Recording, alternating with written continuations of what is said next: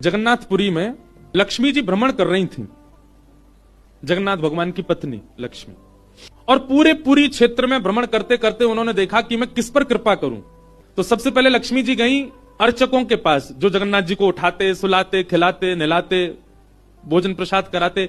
बोले ये अर्चक हैं, पहले अर्चकों को देखें, इनके यहां किसी परिवार में अगर हमको कृपा करनी हो तो लक्ष्मी जी सब अर्चकों के घर में गई। देखा महाराज सूर्य उदय हो गया, ये तो अभी सो ही रहे हैं, ना आचार विचार शुद्ध, ना खान पान की शुद्धि। लक्ष्मी जी ने देखा महाराज सबरे पुजारी, अर्चक, साधक लेट लेट तक सो रहे हैं, ना आचार विचार शुद्ध, ना खान पान की शुद्धि, ना वस्त्रादि धुले हुए, एक ही वस्त्र हैं, 5-5 दिन तक उन्हीं को पहनने हैं। लक्ष्मी जी बोली ये मेरे रहने लायक स्थान नहीं है, यहां नहीं आऊंगी मैं। और तभी लक्ष्मी जी ने आगे जाकर के देखा कि वह परिवार जिनको झाड़ू लगाने की सेवा थी, नाली आदि साफ करने की सेवा थी, जिनको मंदिर में प्रवेश तक नहीं करने दिया जाता, उनके घर में गोबर का चौका, सब ब्रह्म मुहूर्त में उठ गए हैं, तुलसी जी को जल दे रहे हैं, घर में बिल्कुल शुद्ध भोजन बन रहा है, आचार विचार की शुद्धि, हाथ स्वच्छ है, पैर बच, जन्म से उनकी जाति कहीं ऊंची नहीं है, लेकिन बाकी सब कुछ उनका स्वस्थ था, बिल्कुल शुद्ध था। लक्ष्मी जी बोली ये अच्छी है, इसके यहां मैं जाऊंगी। लक्ष्मी जी प्रत्यक्ष प्रकट हो गई उनके घर में जाकर के। अब वे तो बेचारे छोटे मोटे लोग, बेचारे ज्यादा धनवान तो थे नहीं। उन्होंने जब देखा कि अत्यंत गहने पहन रखे हैं, ऐसी मधुर सुगंधी आ रही है, रूप देख करके नेत्रों के पलक नहीं झपके जा रहे, सबने दंडवत प्रणाम किया। बोले आपका परिचय? बोले हम जगन्नाथ जी की गृहिणी हैं, साक्षात लक्ष्मी। वे सब घर के लोग, अरे हमारे घर का तो जल भी आपके स्पर्श योग्य नहीं है, हम तो ऐसे लोग हैं, हम तो नीचे लोग हैं। ये लक्ष्मी जी बोली ये सब बात नहीं करो, हम लोग ठाकुर जी ये सब विचार नहीं करते। तुम्हारा आचरण देखो कितना शुद्ध, तुम्हारी व्यवहार कितना शुद्ध, तुम्हारी बुद्धि कितनी शुद्ध है। और सुनो, चौकी लगाओ, जो भी घर में बना है प्रत्यक्ष थाल में पधराओ, हम तुम्हारे यहां प्रसाद पा करके जाएंगे। पूरा घर भाव विवल हो गया, सबके नेत्रों में आंसू, साक्षात लक्ष्मी जी आई हैं, सबने पवाया। लक्ष्मी जी प्रेम से प्रसाद पा रही थी। बलराम जी भ्रमण कर रहे थे पुरी में, भ्रमण करते करते वो घर घरों में झांक के देख रहे थे क्या हो रहा है। जैसे ही उस घर में झांक के देखा तो श्री लक्ष्मी जी प्रसाद पा रहे हैं। जी बोले राम राम राम राम राम राम, ये झाड़ू पोंछा बर्तन करने वाले लोग, इनके यहां पर चले जाओ, इन पर कृपा करो। पर भैया इनके यहां तो भक्ष भी बनता होगा, मांस भी बनता होगा, और ये लक्ष्मी जी यहां बैठ करके प्रसाद पा रही, हमारी घर की बेटी, हमारी घर की बहू, बिल्कुल आचार विचार की शुद्धि नहीं रखी।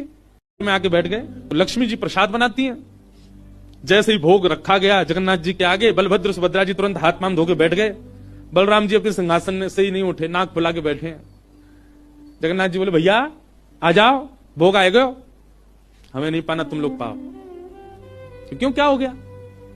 अब क्या बोले, अब तो सब आचार विचार सब खत्म हो चुका है। परमात्मा होते हुए भी हमारे यहां आचार विचार नहीं चल रहा है, तो फिर इंसान क्या आचार विचार का पालन करेगा?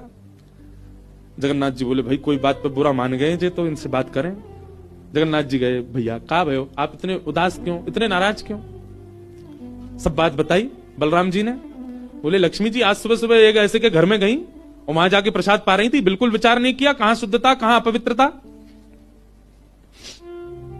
हम तो इनके हाथ का बना भोजन नहीं करेंगे। अब जगन्नाथ जी बड़ी दुविधा में पड़ गए। यदि पाऊं तो भैया नाराज बैठे, भैया कहेंगे मैं नाराज हूं, इससे को कोई फर्क नहीं पड़ा है, फिर भी पा रहा है। और नहीं पाऊं तो लक्ष्मी जी टेढ़ी टेढ़ी देख रही हैं कि मैंने बनाया, ये पा क्यों नहीं रहे। जगन्नाथ जी बोले लक्ष्मी जी को तो मना लिया जाएगा बाद में, पर ये नहीं माने ना, ये तो शेषनाग हैं, इनको ज्यादा ही क्रोध आ गया तो जोर से सिर हिला देंगे, प्रलय और हो जाएगा। जगन्नाथ जी ने लक्ष्मी जी से कहा देखो भैया नहीं पा रहे तो हम भी नहीं पाएंगे। लक्ष्मी जी बोले कोई बात नहीं। एक दिन नहीं पाया, दूसरे दिन फिर लक्ष्मी जी ने बनाया, फिर नहीं पाया, तीसरे दिन फिर लक्ष्मी जी ने प्रसाद पधराया, फिर नहीं पाया। तो लक्ष्मी जी बोली भाई कोई बात है तो हमसे बोलो सीधे, ये प्रसाद रोज छोड़ देना, ये कैसा तरीका है आपका नाराज होने का? कहीं बलराम जी बोलते हुए सुन लिए लक्ष्मी जी ने कि भाई इनके हाथ का बना हम नहीं पाएंगे। लक्ष्मी जी ने जाकर के जगन्नाथ जी से कहा देखो संपूर्ण जगन्नाथपुरी में प्रसाद बनाने की सेवा हमारी, और आपके भैया कह रहे हैं कि हमारे हाथ का बना पाएंगे नहीं। जब हमारी सेवा लेनी नहीं तो फिर हम यहां क्यों रहें? इसलिए आप हमको आज्ञा दें, अब हम जहां हमारा सुख है हम वहां चले जाते हैं, हम चले जाते हैं श्री क्षेत्र से। जगन्नाथ प्रभु कुछ, अच्छा जगन्नाथ जी को भी लीला करनी है इसलिए वो कुछ नहीं बोले। अब कुछ नहीं बोले तो लक्ष्मी जी समझ गई, बोले मौन मतलब हां ही होता है। लक्ष्मी जी बोले ठीक है आप लोग शयन करो, रात्रि का समय, बलभद्र सुभद्रा जगन्नाथ जी के कपाट बंद हो गए। लक्ष्मी जी बोली अब हम जा रही हैं, और मंदिर से श्री लक्ष्मी जी चली गई। प्रातः काल ब्रह्म मुहूर्त का समय हुआ। जगन्नाथ जी बलराम जी जैसे ही उठे तो क्या पाया, नीचे फर्श पे पड़े थे। कहां सोने के सिंहासन पर सोते थे, सोने के बिस्तर पर सोते थे, बढ़िया लत्ता पहन के रहते थे, गले में स्वर्ण की मालाएं, हाथ में स्वर्ण के कड़ूला, पाम में स्वर्ण के कड़ूला आदि सब पहन के सोते थे। लेकिन लक्ष्मी चली गई तो सब चला गया। सवेरे उठे तो फर्श पर पड़े थे। बलराम जी बोले लाला जी काहे गो, हमारे सिंहासन वगैरह कहां चले गए? ठाकुर जी बोले लक्ष्मी जी चली गई ना, लक्ष्मी तो मतलब सब होता है।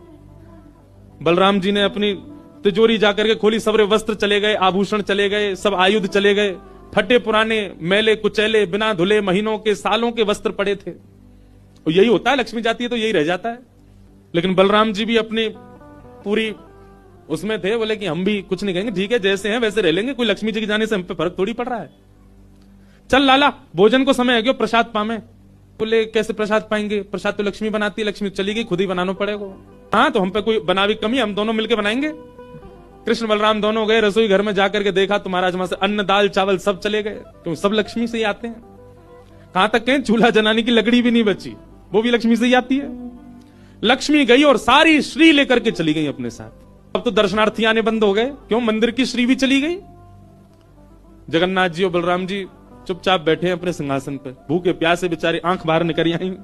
बलराम जी बोले लाला, बोले हाँ 2 दिन है गए लाला, भोजन ना एक कियो, और 2 दिन पहले गुस्सा में ना कियो, 4 दिन है गए, और कचू है भी ना, कहा करें।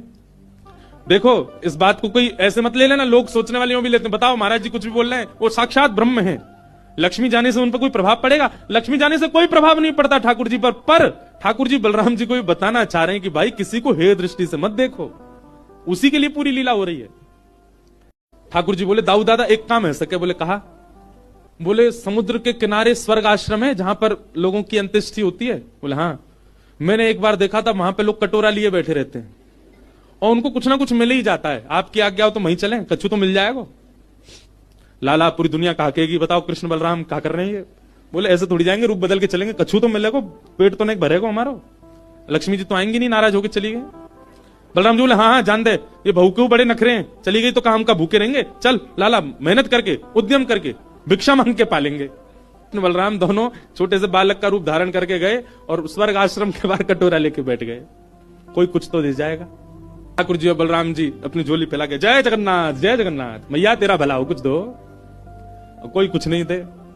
एक ने तो डांट दिया, बोले हे छोटे बालकों क्या करते हो, विद्यालय जाया करो, पढ़ाई लिखाई किया करो, क्या बचपन में आके बैठ गए हो यहाँ पे। बलराम जी बोले लाला ही तो बहुत डांट रही है। ठाकुर जी मनी मन कहें और कर लो अपमान लक्ष्मी जी का। इतने में ही एक महात्मा आए, उन पर धन तो था नहीं, उनके पास में बस मूड़ी थी, महात्मा जी के पास भेल थी, भेल। ठाकुर जी ऐसे झोली फैला के बैठे, बलराम जी भी। तो महात्मा जी ने क्या किया, ऐसे करके लो बच्चों लो पालो पेट भर लो। बलराम जी बोले लाला एक समय को भोजन तो मिल ही गया। ठाकुर जी बलराम जी दोनों खुश हुए। लक्ष्मी जी ने दूर से देखा, ए पवन देव जोर से बहना प्रारंभ करो। ऐसी जोर की हवा चली महाराज, सबरी मूड़ी उड़ गई। बलराम जी और ठाकुर जी पीछे पीछे भागे, मूड़ी सबरी उड़ गई। बलराम जी बोले लाला ये क्या हो गया। बोले भैया हम संकोच में कुछ कहते नहीं, आप बड़े भैया हो, पर हम एक बात कहें, लक्ष्मी के बिना सवाल हो रहा है हमारा। ठीक है बहू है, आपने समझा देते, आप भी बिल्कुल नाक फुला के बैठ गए, गुस्सा है के बैठ गए, चली गई बेचारी। यदि वे प्रसन्न हो जाए तो फिर सब ठीक है जाएगा। अरे ना बेटा कोई बात नहीं, हम तो क्षमा मांग लेंगे, तेने पहले क्यों ना कही मोते। ठाकुर जी बोले अब कोई बात नहीं, अब चलते हैं, ढूंढे उनको कहां है। पुरी में ढूंढा, कहां है लक्ष्मी जी। लक्ष्मी जी उसी कन्या के घर में थी, उसी घर में थी जहां देख करके बलराम जी को हीन भावना आ गई थी। बलराम जी लेके गए, लाला यही घर में बैठी जब मैंने देखी काई। वहां जाकर के देखा तो महाराज उस घर में बिल्कुल जैसे मंदिर की रौनक होती है, ऐसी रौनक उस घर की हो रही थी। फर्श लगे हुए हैं, बढ़िया सोने चांदी के बर्तन रखे हैं, एक जगमगा रहा है मणियों से पूरा घर भवन। और बाहर बैठ करके उस महिला के जिसके ऊपर कृपा की थी लक्ष्मी, उसके बालक भर भर के सामग्री दे रहे हैं लोगों को, भोजन की सामग्री, वस्त्र ले जाओ, ये ले जाओ, कोई गरीब कन्या के लिए धन ले जाओ, राशि ले जाओ, सोने की मोहर ले जाओ। लक्ष्मी जी बैठी है घर में। ठाकुर जी बोले अब लक्ष्मी जी तो नाराज हैं, भैया एक काम करें हम भी लाइन में लग जाएं, कछु मांग लें, लेके चल दें। जैसे ही ठाकुर जी और बलराम जी लगे कतार में, भीतर से लक्ष्मी जी को देख के दया आ गई। मेरे प्राणनाथ, ये चाहे तो सर्वसमर्थ हैं, परंतु बलराम जी को बताने के लिए पूरी लीला कर रहे हैं। लक्ष्मी जी तुरंत बाहर आई और दोनों को इशारा किया, आप लोग इधर आओ। बलराम जी बोले, देख बहू तू नाराज मत हो, हम तो गलती है गई, और वैसे गलती तेरी भी कम नहीं, तो को नहीं जाना चाहिए ऐसी जगह। लक्ष्मी जी बोली, दाऊ दादा, ठाकुर जी के लिए सब अलाव है, हमारे लिए इतने बंधन। वे किसी भी भक्त पर कृपा करने जा सकते हैं, वहां पर जात पात नहीं देखी जाती, वहां पर यह नहीं देखा जाता कि भजने वाला कौन है, ब्राह्मण है, क्षत्रिय, वैश्य कौन है, सब पर वो अनुग्रह कर सकते हैं। तो फिर हमारे ऊपर इतनी रोक टोक क्यों? और किसी के जन्मगत व्यवहार से उसका पूरा जीवन नहीं आंकना चाहिए, उसके स्वभाव व्यवहार से देखना चाहिए कि वो है कैसा। कहां आप कहते हैं कि ब्राह्मण सर्वश्रेष्ठ, वो देर देर तक सो के उठ रहे हैं, उनके यहां शुद्धि नहीं, वस्त्र 4-4 दिन तक पहन रहे हैं, एक एक महीना एक ही धोती में निकाल रहे हैं। आप कह रहे हैं कि वो श्रेष्ठ, और ये लोग जो इतनी पवित्रता का ध्यान रखते हैं, इन पर कृपा ना हो। हमारे अनुसार तो जो अपने कर्म से शुद्ध है वो शुद्ध है। बलराम जी और ठाकुर जी दोनों मान गए, जैसी आपकी इच्छा। बोले नहीं, आज के बाद हम आपसे एक नियम चाहते हैं। क्या? बोले श्री जगन्नाथपुरी में नियम कर दीजिए। बोले क्या? जिस महाप्रसाद को ब्राह्मण पाएगा उसी महाप्रसाद को शूद्र भी पाएगा, दोनों को समान फल मिलेगा। और यहां महाप्रसाद का ऐसा नियम रखा जाए कि अगर एक ही पत्तल में दोनों बैठ करके पालें तो दोनों को समान पुण्य प्राप्त होगा। महाप्रसाद पाते ही, अन्य तीर्थों में तो बहुत साधन करने पड़ेंगे, पर पुरी में आकर के कोई एक दिन का भी यदि महाप्रसाद का पाले तो उसको सर्व साधनों का फल प्राप्त हो जाए। और किसी भी प्रकार से यह ना देखा जाए कि कौन किस वर्ण का है, वो स्वभाव से शुद्ध होना चाहिए। हम सबको हृदय लगावें। अगर ये सब आपको मंजूर हो तो मैं राजी हूं। राजी हुए, और तब से श्री जगन्नाथपुरी में ये सब नियम नष्ट कर दिए गए। महाप्रभु जी सबके लिए सुलभ हो गए।